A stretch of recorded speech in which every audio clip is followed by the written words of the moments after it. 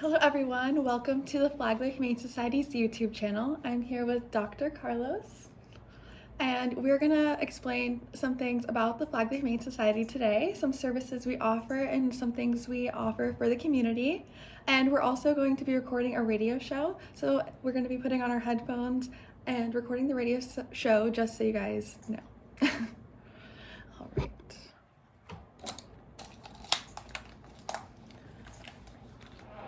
Do you want to put that? Which one? Anyone. Yeah, they should all be plugged in.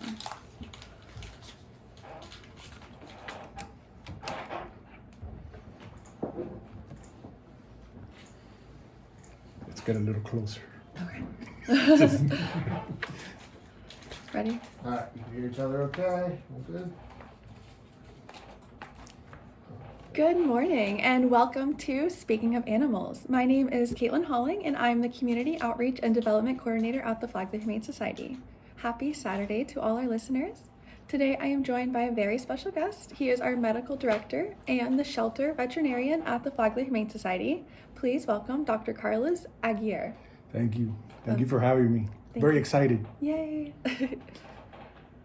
So I wanted to ask you a few questions. What motivated you to become a veterinarian? I was exposed from early on because my father was a vet, so I always really liked the surgical instruments. And I love the surgical aspect of it.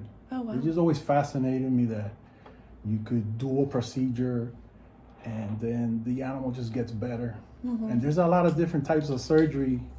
For example, there's orthopedic surgery or brain surgery or spinal surgery. But what I do mostly is abdominal surgeries. Okay. So we specialize at the Flagler Humane Society at high volume spay neuter. Oh, wow. Okay. So for about 10 years, I've been doing 2 surgeries A day? over and over. Oh, the 2 surgeries, spay and neuters. I just came from the shelter and we just did 24. Oh, So wow. I had to speed it up because I had to come do this. Oh, my goodness. Well, thank you for joining us. We appreciate your time. So I wanted to ask you a few things you do at the Humane Society. You just mentioned you do a lot of spay and neuter surgeries. Is there anything else that you do at the Humane Society? Yeah, the Humane Society is a very important institution for Palm Coast. And I just want everybody to know how important it is. And if you've traveled to South America or the Caribbean, you'll probably notice there's a lot of stray animals. Yeah. Have you ever seen that? I have. So our job is basically overpopulation control. And we also have a vaccine clinic. So just those two services are very important for the community's health. Definitely. Because, for example, there is a problem right now in Australia. There is so many feral cats. The country declared war on feral cats. Wow. It's just, they don't know what to do with this feral cat population. They're asking people to kill them? They're shooting them and any means that's sad. necessary because it has become an invasive species. Yeah, kind of like deer, I guess, here. Yeah, and in the Ocala area, the pigs have become an invasive wow. species. So that's very important, population control. Yeah. And what inspired you to start working at the Flagler Humane Society? I really liked the aspect of, helping the community and controlling the feral cat population. Yeah. And not only that, the day just goes by so fast. I get there, I start working, and you just go into a state of flow. And by the time you know it, the day's gone. Yeah. That's And perfect. I actually prepared something that you're gonna find very interesting because I did. Okay. In around 1800s, animals, for example, horses, were like the cars, and they were also the ways to transport supplies and stuff. So one of the first founders of an ASPA was a man called Henry Berg. He was a diplomat to Russia, and he was appalled at how cruel people were to animals. Some animals were beaten to death because they just couldn't haul, the amount of weight. So he came back in 1866. He started the ASPCA, and his mission was to stop in 1866, he created the Berg law, which was the first anti-cruelty law in the United States, and he founded the ASPCA. And look, this is what a poet said about him. He was a friend to every friendless beast. Oh, wow, that's amazing. So this guy was the founder of the first ASPCA. And then after the work that he did, other states adopted anti-cruelty laws. That's And awesome. so now we have all these humane societies, that protect animals. And I'll give you an example. In New York City in 1866, they had to kill 300 dogs a day. They were either shoot or drowned them. Oh my goodness. So we're not at that state anymore, and it's because of these humane societies. We've made a lot of progress. Yes. Yeah. And look, these are the goals of the ASPCA: is decrease overpopulation. This is what we're doing with spay and neutering, stop animal abuse, educate the public, which is like what we're doing right now, and we also legislate. Yes. Like once a year, mostly in the spring, with the help of the ASPCA, we go to Tallahassee to, help animals.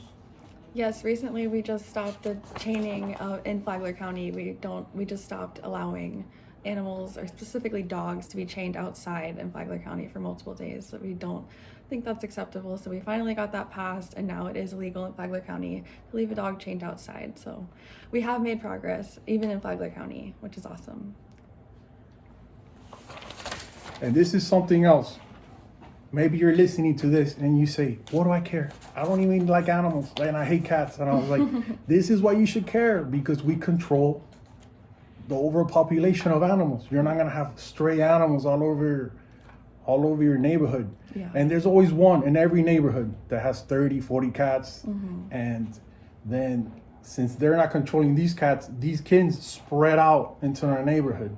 Yep. So, we should inform these people that, which they mean the best. They just want to help animals. But once you get into 40, 50 animals, these animals become a burden to them. And they just can't care for them. Yeah. The other thing we're doing, we have animal control that goes out into the community, and they've been able to find animals that are dog fighting. And why you should care about this? Well, dog fighting is associated with drugs and crime. Yeah. So by us going out and finding these folks, and I'm telling you, next week we have to go to court to deal with these people. And the lawyer started asking me so many questions that I thought I was in trouble. Oh, It was wow. like they're really taking this like really serious. Yeah, it is serious. It's very cruel. Yeah. And then two more things. So we do the spaying and the vaccination. And I don't know if you know this, but we got to talk about this. Yes, definitely. They did a study recently. 30% of people think that vaccinating your pet causes autism. Oh my goodness, 30%? Wow. That's astonishing. Autism. Have you ever seen a dog go to school like on a slow bus or anything like that? I was like, this is a problem that started because people were against the COVID, and then they're associating vaccines in general. Yeah. So and what's your favorite horror movie? Horror movie. I like The Woman in Black. Oh, I haven't seen that one. Yeah, it has Daniel Radcliffe. But I gotta check that out. Yeah. But they asked me this the other day. What was your favorite? And it was like, mine was Cujo. Have you ever seen I don't Cujo? think I've seen that. You ever seen Cujo? No, I haven't. Well, since Halloween is coming up, you should see Cujo. Yeah, I'll have to watch it. And every great story needs a villain, Yeah. right? In Cujo, the villain was rabies. Oh, so it it was was a a dog dog. that got bitten by a rabid bat, Okay. and then he went from this nice dog to a rabid, vicious animal, and it was sort of like Jaws, Okay. but with dogs. Oh wow. Okay. So I really stress that you people think about this. Vaccines do not cause autism. No. They do not, in dogs at least. I'm not a human doctor, but if we do not vaccinate these animals, we're gonna have rabies outbreaks and another series of problems. That's a big problem. Very serious. Rabies. Make sure your animals have rabies vaccines at least. Rabies, it's the law. I mean, Yeah, it's the I've law. never seen a rabid animal, and you know why? Because we vaccinate. It's very important. And you know what I've never seen also? I've never seen smallpox. I've never seen polio, because people vaccinate. So it's very important, especially get your dogs vaccinated. We have a vaccine clinic every Saturday, low cost. We have modern medicine, so we need to take advantage of it and use it. All right, we're going to take one quick break and we'll be right back with Dr. Carlos. All right. Yeah, I just wanted to stress out because in the vaccine clinic, a lot of people are like, I'm not vaccinating because it's causing autism. That's crazy. I've never even seen an autistic. Like, I've You never should heard of watch an animal. Cujo. Yeah, I need to watch that. Alrighty, and we're back with Dr. Carlos. Today on Speaking of Animals, Dr. Carlos and I wanted to showcase everything we do at the Flagler Humane Society and all the services we offer. So one of the biggest ways we at the Flagler Humane Society help our community is by helping control the population of feral and stray animals in our community, which we already touched on a bit, but I wanted to explain why this is so vital for our community. Well, the Flagler Humane Society was founded in 1980, and these are the services that they provide to the community. First of all, we have an animal control, and their job is first they catch stray animals, dogs and cats. There's also animal cruelty cases where animals are seized, or maybe there's, like we spoke before, there's people that have too many animals. And we've had multiple times 50, 60 animals show up at one time. So all these animals are processed, they're vaccinated, dewormed, given medical care. So that's the second thing we do. We shelter them, see? So that takes a lot of effort, not only from our staff, but we have volunteers that do a great job. These animals need to be fed, housed, walk, and it's a 365 a year job. It's very labor intensive. It's very challenging. The other thing we have is a veterinary clinic where we do spay and neuter for the public. And on Saturdays, we see about 75 vaccines. So we vaccinate low income. And this, with the high cost of veterinary medicine, because a lot of clinics, they've gone corporate and they're just jacking up prices. This is a way for people that are low income, don't have as many resources. You could get at least your dog vaccinated. Definitely. And then, like we talked before, there's legislature changing the laws. And what do you think? These are a lot of services that just help a lot of folks that are in need. Yes, a lot of other services we offer. We have even more. We have so many services. We have a Furry Friend Food Bank, which we offer people in financial distress or financial situations where they can't afford food or they might be considering surrendering their pet to the shelter. We try to offer them financial assistance, so we will give them food once a month to feed the pet for the entire month. And we do that based on income, so we don't want you to have to surrender your pet, and we can help you out doing that. Another way we try to help people not have to surrender their pets is by doing free spay or neuters if they're low income and if they qualify, just so we can help get their animals spayed or neutered and not be reproducing and creating more animals and further creating an issue of overpopulation in our community. We also offer microchips weekly. We do Microchip Monday. It's on Mondays from 12 p.m. to 3 p.m. and you can come in and get a completely free microchip. The implant's free. You can register it for free. Everything is free. It's through the company Phi Nano. They also do the GPS collars. You might have heard of them. But they gave us free microchips for our community, which is awesome. So if your pet ever gets lost, they are able to be scanned nationally across the entire world. They can be scanned, so wherever you are, it's iOS certified and it's compatible with all the scanners. So you can relax and know that your furry friend will be returned to you if they do happen to get lost.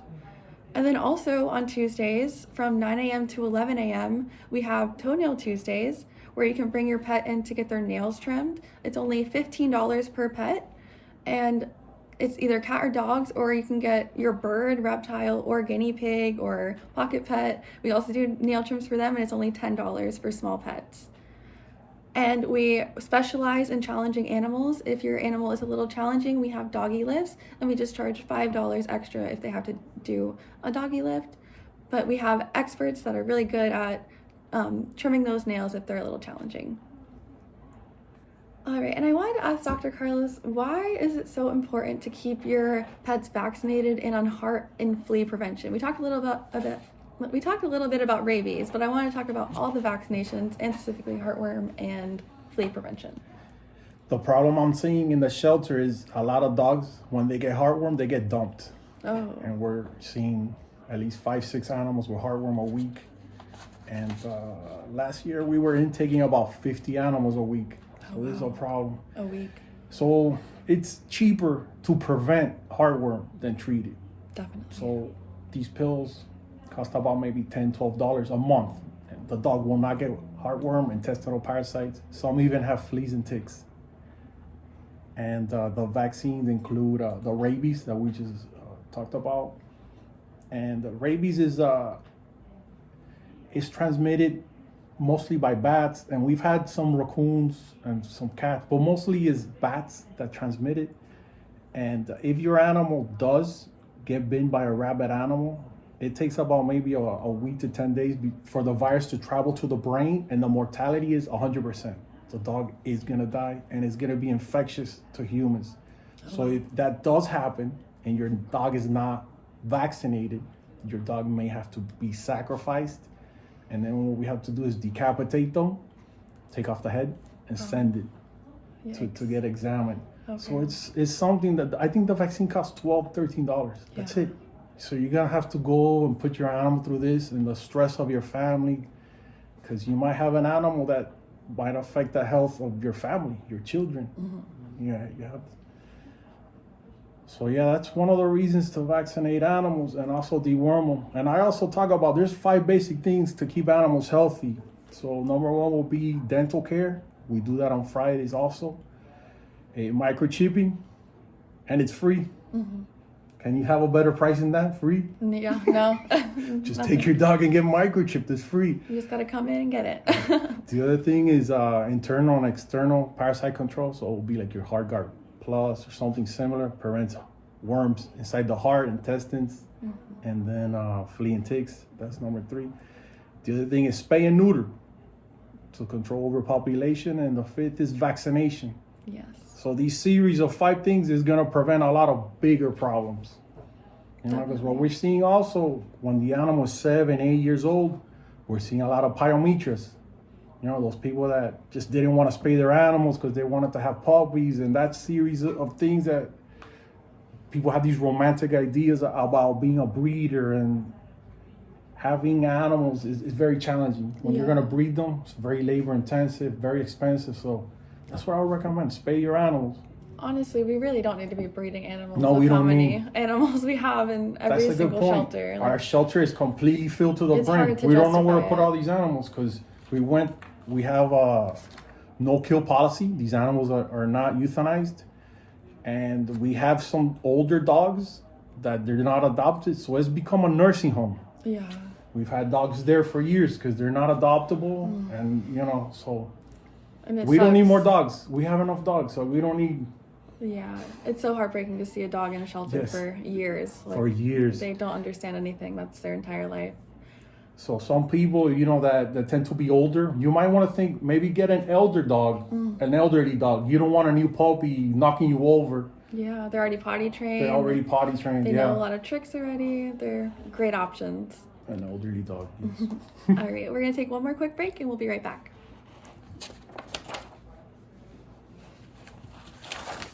We just have like 2 minutes left. I ran out of material. Good. No worries. That's all I had. Okay, I have some. You take the lead. All right, and we're back with Dr. Carlos. And I just wanted to mention, he did also earlier mention that we offer dental surgeries. And I just wanted to let everyone know that those are low cost compared to veterinary services.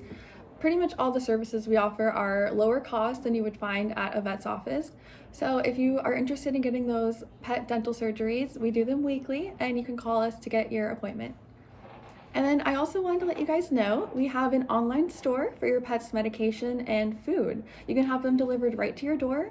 and you can go to our website to purchase the medications and have them approved by our veterinarian, or you can get medicated food if your pet happens to eat medicated food, and you can get it on our shop and it's at a discount price, and it also helps out the shelter, which is awesome. Yeah, now that the holiday's coming, if you feel like contributing, donate to the animal shelter. Help, the animals in your community. And we also have that online pharmacy. Don't go to Chewy. Yeah. That money goes off to the fat cats in New York. Help the local community. The money you spend locally stays in our community. So try to check us out, and if you have some donations, it will really help out the animals in your community. Definitely. And November is actually Giving Tuesday month. So another great way you can help community members, and we've actually already started our Giving Tuesday campaign. We just started it a couple weeks ago. So a great way you can help our shelter, and all nonprofits all nonprofits are included in this Giving Tuesday campaign, but our shelter is doing it. Our shelter is going to be in this Giving Tuesday campaign with a bunch of other nonprofits. Giving Tuesday officially is ending on November 28th, 2023, but we are hoping to collect donations for our shelter because we rely on donations to be successful. We've had a few generous donors pledge to match all the donations as well, so you can donate now to have your donation doubled. Your donation helps us be able to provide emergency veterinary care for the animals in our shelter. Also begin new programs to help keep pets in their homes and not in the shelters, like the Furry Food Bank program or our low-cost vaccine program. Also provide free spay and neuter surgeries for those in need to help the overpopulation crisis, and to make much needed upgrades to our evolving facility, which has been serving Flagler County since 2004. Which is almost 20 years now. If you'd like to donate to our Giving Tuesday campaign, you can donate at flaglerhumanesociety.harnessgiving.org/campaigns/12161. Or you can also go to our main homepage, flaglerhumanesociety.org, and there's a quick link to that if you don't want to write that link down. And then I also just wanted to let you all know that on Thursday, October 26th, next week, we are having our annual Halloween bash at the Flagler Airport Restaurant. It was formerly known as Hijackers, but it is now called the Landing Strip Tavern. Our Halloween bash will be on Thursday, October 26th from 6 to 8 p.m. The address is 202 Airport Road, Palm Coast, Florida. Leashed pets are welcome. And make sure to wear your best costume and your furry friend too for our costume contest for both people and pets. There will be prizes as well. Admission is only $15 and includes a free drink, delicious appetizers, and all the profit goes towards supporting the Flagler Humane Society. You can get your ticket at flaglerhumanesociety.org/events, and make sure to invite your friends. Alrighty, I wanted to give a big thank you to Dr. Carlos for taking his time to join me this week. Thank you for inviting me. We appreciate Spay and neuter, Definitely. please. We appreciate all your insight. Thank you for listening to Speaking of Animals. I hope you all have a great rest of your Saturday. Bye, guys.